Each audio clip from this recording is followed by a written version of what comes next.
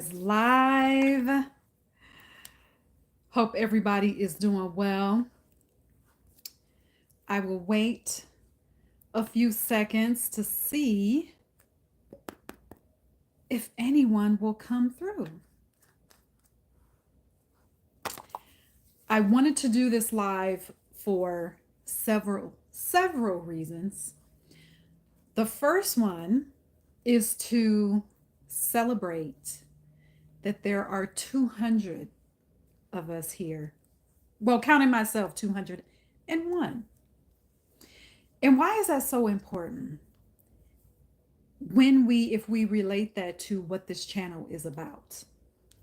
So let me talk about that first. Oh, I didn't even say my name. If you're new here, Tamra Tamu is my name. This is the Unleashed Alchemy YouTube channel. What does that mean?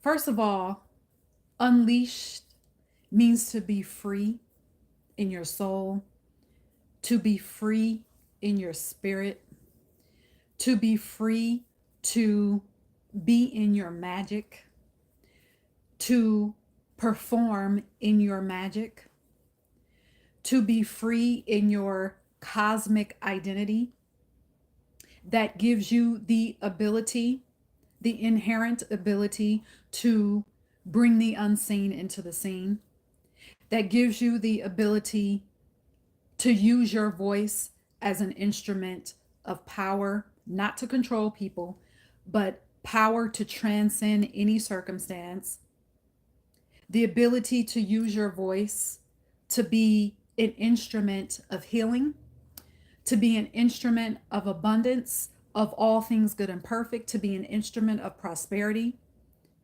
in your life and in your surroundings first. And then, of course, it's going to positively affect the world.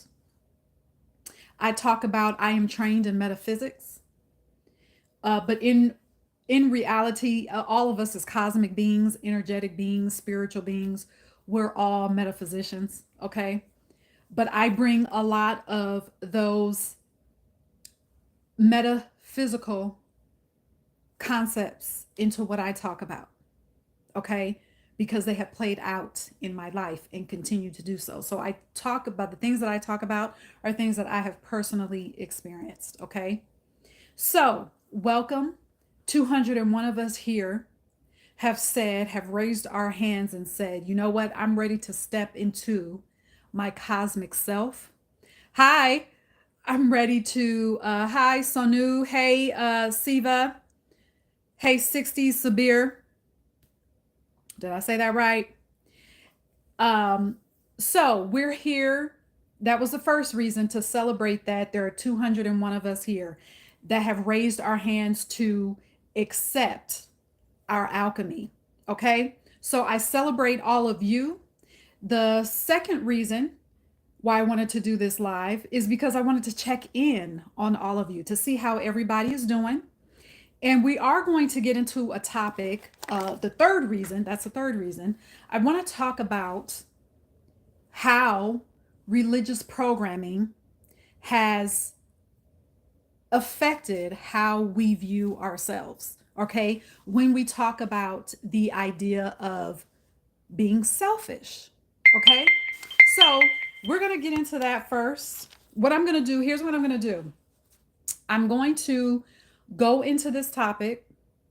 And then once we're done with that, then I'll look here in the chat to see if any of you all have any questions about the topic, or if you have any pressing issues that are coming up in your spiritual path, on your spiritual path, on your spiritual odyssey. Okay. Now, I hate to even have to say this, but make sure that your questions have something to do with either the topic that we're going to talk about. Hi, I see all of you guys coming in. Make sure your questions have something to do with the topic, or if you have a serious question on how to approach your spirituality, or maybe there's something going on in your environment and you want to talk about how to, or you have a question about how to integrate your spiritual practice in that. Okay. Hey, from India, let me see, Shakshi from India. Thank you for being here. You're new on this channel. Thank you. I'm glad that you are here. All right. Now, I started talking before anyone, because that's what I do. I start talking before anybody got on here. So I would invite you to go back to the beginning so you can really know why we are here. So thank you. If you are new here, thank you for being here. So let me get to my notes, because if you have been here, you know that if I don't have notes, I will be all over the place, okay? Because I'm long-winded. So get comfortable. Watching from Japan, John Daniel, watching from Japan. Okay. So here's the deal. Here's what I titled this. Lies religion told you about what it means to be selfish. Okay. So let's ask ourselves, what is our view of being selfish? Now, 9 times out of 10, I just subscribed. Thank you. 9 times out of 10, our view of, when we hear the word selfish, it already has a negative connotation, right? So we've heard that to be selfish, it means you don't care about anyone but yourself. To show or to prove that you are not a selfish person, you have to always put yourself last. Even if you consider yourself before anyone else, you're automatically put into, oh, that person is selfish pile. Okay. So now you may be asking, what does religion have to do with this? Okay. So if you have had any experience with churches or a church or being involved in a religion, depending on the religion that you were in. Now, again, I'm going to say that I always say this. When I talk about religious programming, I always am going to come from my experience, because that's what I have, is my experience. Okay. So when I grew up in church, all right, it was always a hierarchy. Okay. God was first. God was first. Then if you had a family, your family was second, or if you didn't, it was something else there. Other people or serving other people was second. And then you were last. So you had this being that people called God, something in the middle, but you were always last. Always. Okay. Now, when you decide, or when I decided to leave religion, to disassociate myself because it was not working for me, and I decided to get on my spiritual path, get into my own spiritual bag, how did that view of myself, based on religious programming, how did it show up in my life? All right. Or how I would say, let me say this in a general way. How can it show up in life? So what you'll see is people will wear the badge of always putting themselves last. Okay. People will always wear the badge of putting, it's almost like it's a badge of honor. How many times have you heard someone say, well, you know, this person, they're such a good person because they never think about themselves. Or this person is such a good person because, you know, they are always serving other people, or they're always doing for other people. Now you may be saying that's not bad. First of all, this is not about right or wrong or good or bad. It's about how you view yourself and how you view what being selfish really means. Okay. Those of you that keep asking about the topic, I've already said what the topic is. Okay. So I'm going to go through this. And like I said, I'm going to go through the lesson. And then if you have any questions about your spiritual odyssey, you have any pressing issues, I will be happy to answer those. Okay.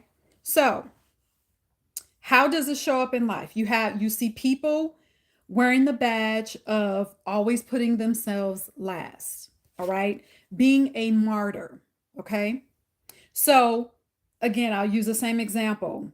You know, you'll hear people say, well, this person is a good person because he or she was always doing things for other people, or this person never thinks about themselves. They always put other people first. We could even use the example of interpersonal communication. So, when you are speaking to someone, you may be in a situation where you find yourself thinking about the other person. And you may be saying, well, when you're talking to someone, aren't you supposed to think about the other person? Well, let's talk about it. So, when you are talking to someone, you're in conversation, you're thinking about the other person.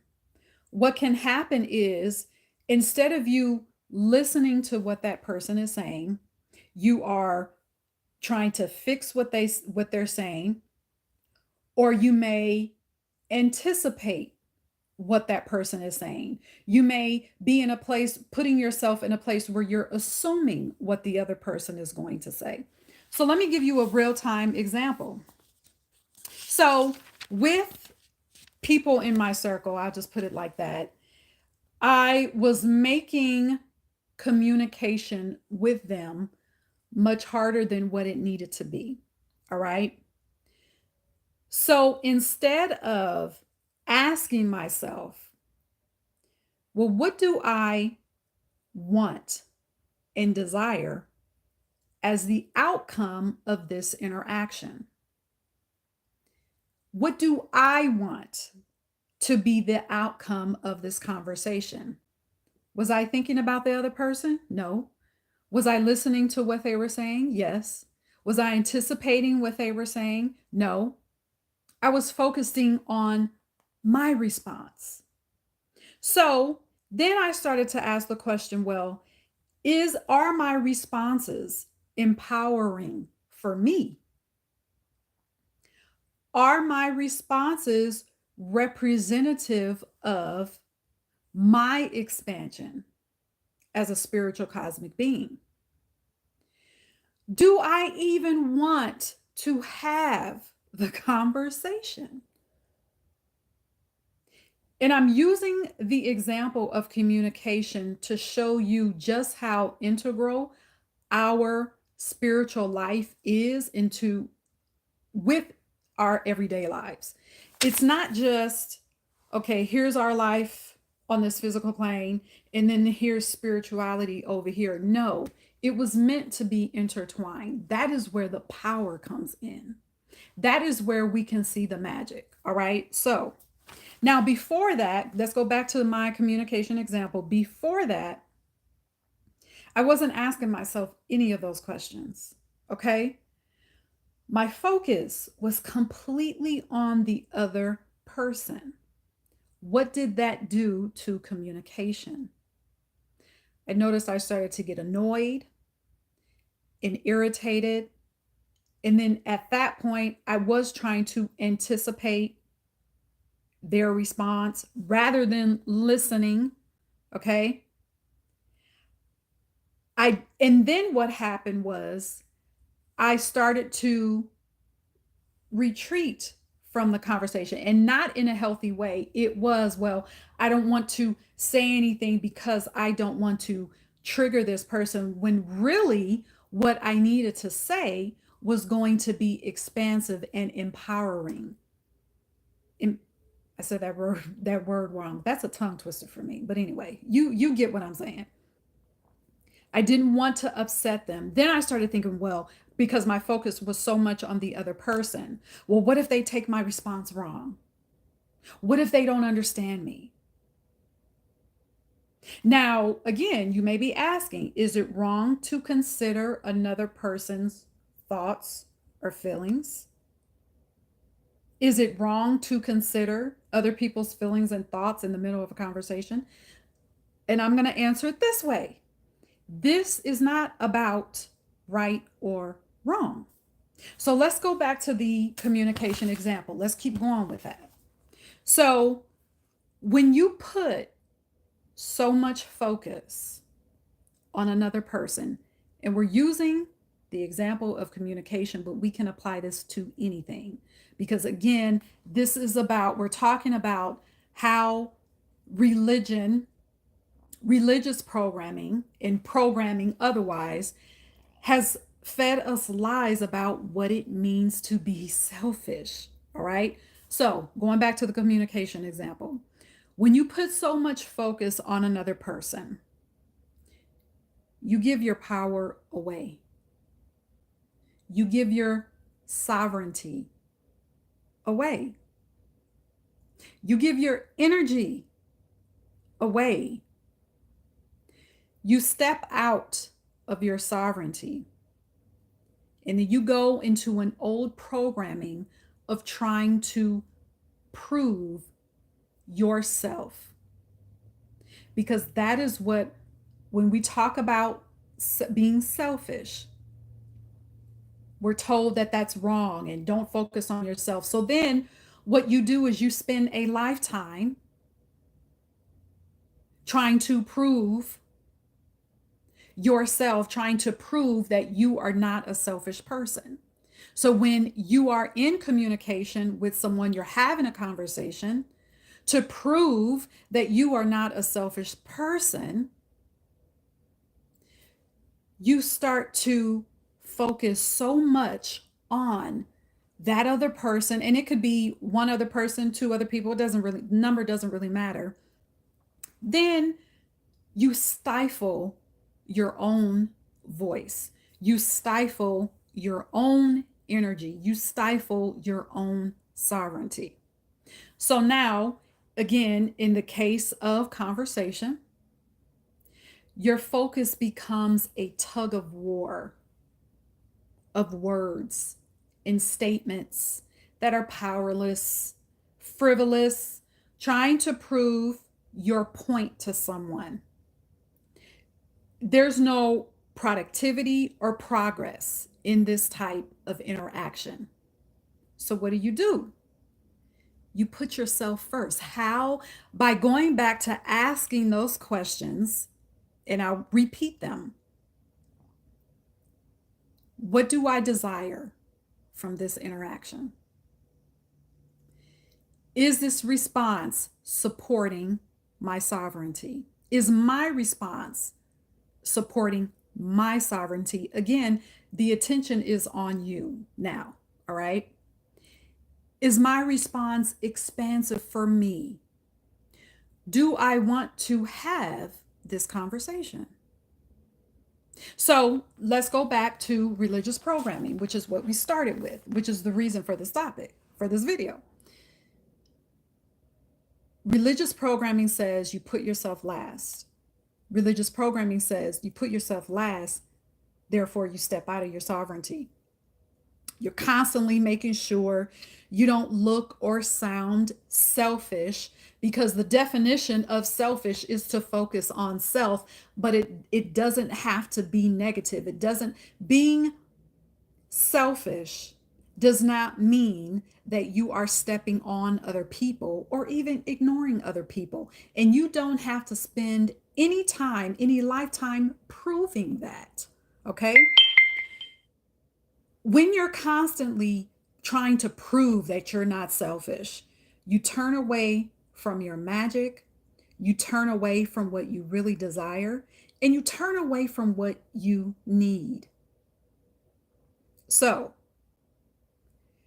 I'm going to use a communication example once again. I'm going to stay with that, okay? When you stay in your sovereignty, you're staying in your mastery, which is owning what is true for you. So you are focusing on self. And the truth is, you can focus on yourself and show regard for other people at the same damn time. That is what harmony is. So focusing on yourself and showing regard for other people, that is one of the reasons or one of the ways that you integrate, that we integrate our spirituality into our daily life. Okay? So being unselfish is not about how much you disregard yourself. I'm going to say that one more time. Being unselfish is not about how much you disregard yourself. The reason I say that is because going back to religious programming, I saw, and I'm including myself in that, where people were just so, I got to show that I care for other people. I have to show that I'm not selfish. So in that process, I'm going to disregard my feelings. I'm going to disregard what I desire. I'm going to disregard what I want because I have to show that I'm putting other people first. And again, what does that do? It causes you to release your own sovereignty, and you're putting your sovereignty into somebody's hands. Doesn't even matter. You're giving it away. So get your sovereignty back. Be selfish, because you can be selfish and have regard for other people. What you desire is necessary. All right. So that's what I wanted to share with you. I was going to do this as a recorded video, but I thought, no, I'm just go on live. Go live and see how everybody is feeling. Okay. So I don't know, is anyone here? I don't see anyone here. So Shakshi, will you please answer my question? Hello. So when you guys come on this live, and when I say that I'm going to go through my topic first before answering any questions, it's not going to do you any good to ask me a question and then say hello as if I don't see it or if I'm not here. Don't do that. If you're going to be here, listen to what I'm saying first. Follow what I'm asking you all to do when there's a live and I have a topic that I want to present to you, and just wait until the topic is done and we'll get to questions. So I don't even know if Shakshi, are you still here? I don't know. But anyway. So, what I want to tell you guys too is if you, let me see something. Let's see. I don't know if I can do this now. If you all have not signed up to be a part of the vault, the Unleashed Alchemy vault, where I send out periodically straight to your email, you'll receive messages, downloads that I receive that will be very beneficial to you on your spiritual odyssey. So it is complimentary. And when you sign up, you'll also have access to a 50-minute lesson that I did. Again, it's complimentary. A 50-minute lesson on on ways and tips that you can step into fulfillment, soul fulfillment, and spiritual ecstasy. So if you have not signed up for the Unleashed Alchemy Vault, I invite you to do that. The link is in the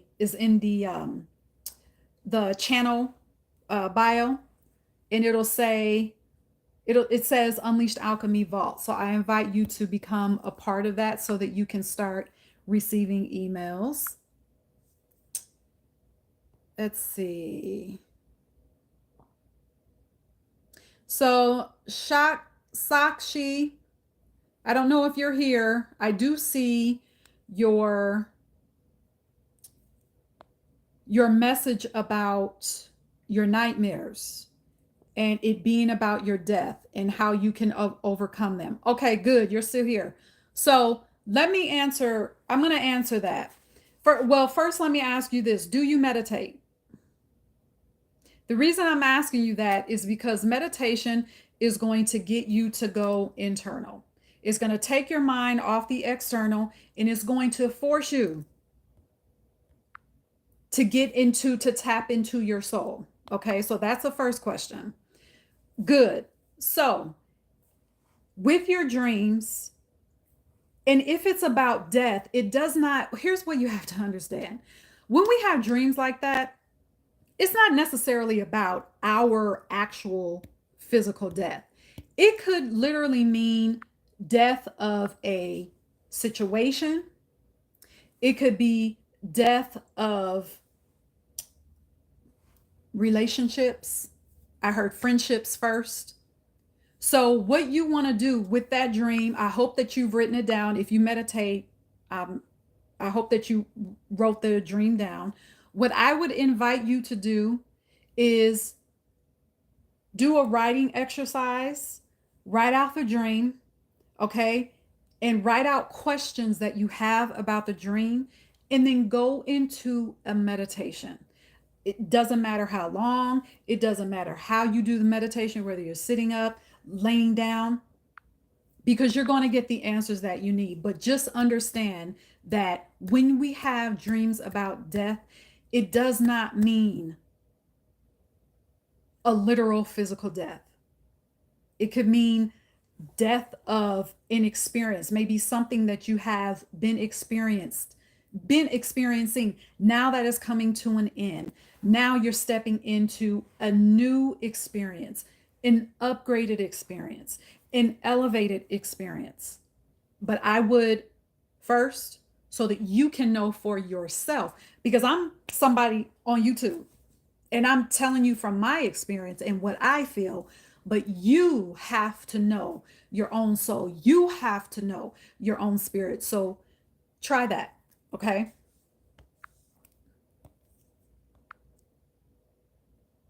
All right. And Sakshi, if you would like to come back, I upload YouTube videos every 3 days. Y'all can see I got a ton of videos on here because this is what one of the things I've been called to do. So I would love to hear how that writing exercise and getting into meditation right after you do the writing exercise and asking your soul, your higher mind, those questions about your dreams and getting the answers. And I would love to hear how that process or method has helped you. Okay. Let's see.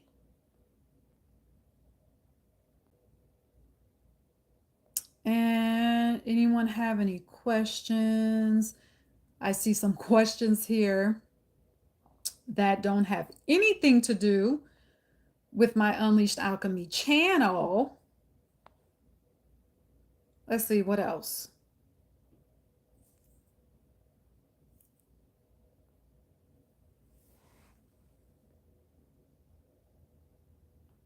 Did I get through all the comments? I think. All right. All right. So if you all don't have that, first of all, thank you for being here. I know that when I come on live, I do not, excuse me, I don't make it a habit of scheduling these lives. So a lot of the times they are very random. I know that, but I thank you guys for being here. So I want to end the session with this. If you have any other questions, if you're watching this in the future, you're watching the recording, let me know if you have any questions about this topic. And I also want to tell you to celebrate yourself. Celebrate your soul. Celebrate your own spirit. Celebrate your own magic. Celebrate being a breathing cosmic being to this point. What day is this? August 15th? Celebrate yourself. Celebrate your alchemy. Celebrate your choosing and making a decision to say, I am sovereign over everything. I am sovereign because I am a cosmic being. I am sovereign because that is what I deserve to be. That is what I came here to be on this planet, a sovereign being, not to be controlled, not to be powerless, not to just accept whatever comes to me, not to walk around programmed out of my mind, but to be into my body, to exist as a god, goddess, whatever you want to call it, whatever term you want to put to it, doesn't even matter. But remember to celebrate yourself. All right. So I celebrate you. Thank you for being here on this very random impromptu live. All right. So, again, if you have any questions for me, leave them in the comment section. All right. Until next time, cheers.